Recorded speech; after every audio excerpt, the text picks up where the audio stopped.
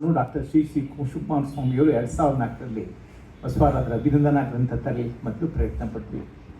ಅದನ್ನೆಲ್ಲ ದಾಖಲೆ ಮಾಡಿದ್ದಾರೆ.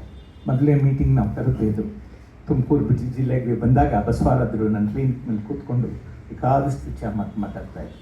ನಮಗೆಲ್ಲ ಗೊತ್ತಿರೋ ಹಾಗೆ ಸೋಸ್ಲೆ ರೇವಣಾರಾಧ್ಯನ ಸಿದ್ಧಾಂತ ಶಿಖಾಮಣಿನ ತುಮಕೂರಿನಲ್ಲಿದ್ದಂಥ ಡಿ ಸಿದ್ಧಗಂಗೆನವರು ಸಂಪಾದನೆ ಮಾಡಿದ್ರು. ಅವ್ರಿಗೆ ಭಾಳ ಆಸೆ ಅಂದರೆ ಅವರೇ ಬಸವರಾಜರೇ ಮುನ್ನುಡಿ ಬರೀಬೇಕು ಅಂತ ಬೆಳಿಗ್ಗೆಡಿಗೂ ಅವ್ರನ್ನೇ ಕರೆಸಿದ್ರು.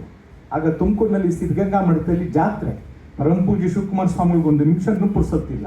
ಅವತ್ತು 4 ಗಂಟೆ ಕೂತ್ಕೊಂಡ್ಬಿಟ್ರು ಭಿಕ್ಷುಕು ಹೋಗೋದು ಬಿಟ್ಟು. ಅಷ್ಟು ದೊಡ್ಡ ಕಾರ್ಯಕ್ರಮನ ನಾವಲ್ಲಿ ಮಾಡಿದ್ವಿ.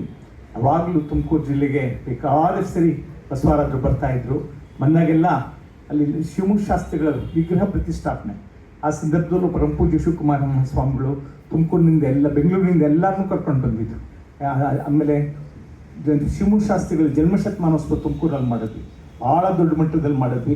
ಸರ್ಕಾರನೇ ಅದಕ್ಕೆ ಸಾಕಷ್ಟು ಪ್ರೋತ್ಸಾಹ ಕೊಡ್ತು. ಅವತ್ತು ಅಷ್ಟೇ ತುಂಬ ಜನ ವಿದ್ವಾಂಸರನ್ನು ಬೆಂಗಳೂರಿಂದ ಕರ್ಕೊಂಡ್ಬಂದಿದ್ರು. ಶಿವಕುಮಾರ ಸ್ವಾಮಿಯವರು ಬಂದಿದ್ರು ಅವತ್ತು. ಹಾಗೆ ಬಸವರಾಜರಿಗೂ ತುಮಕೂರು ಜಿಲ್ಲೆಗೂ ಭಾಳ ದೊಡ್ಡ ಸಂಬಂಧ.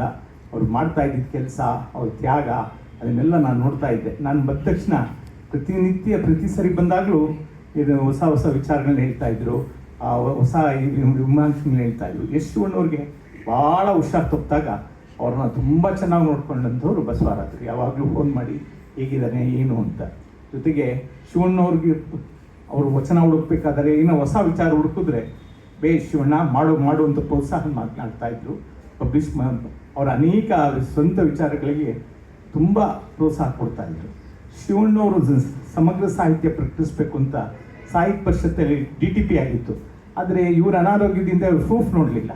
ಆಗ ಅದನ್ನು 1 ವಾಲ್ಯೂಮ್ ಮಾತ್ರ ನೆಕ್ಸ್ಟು ತರಲಿಕ್ಕೆ ಸಾಧ್ಯ ಆಯಿತು ಬಸವರಾಜರ ನಂತರ.